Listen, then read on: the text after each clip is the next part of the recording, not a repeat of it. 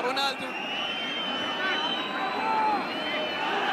في لقطة معينة حدث من خلالها هذا الحوار اللي تم مع رونالدو.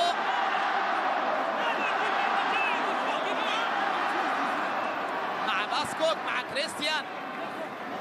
حكم المباراة ماريو اسكوبار يتدخل.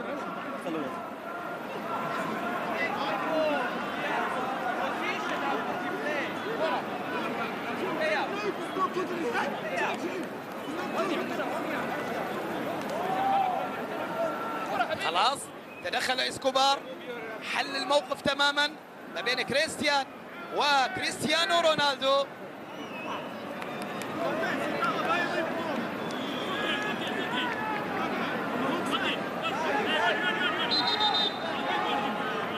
عدت الى خارج ارضيه الملعب. شوط المباراة الأول طول شوط المباراة الأول. رونالدو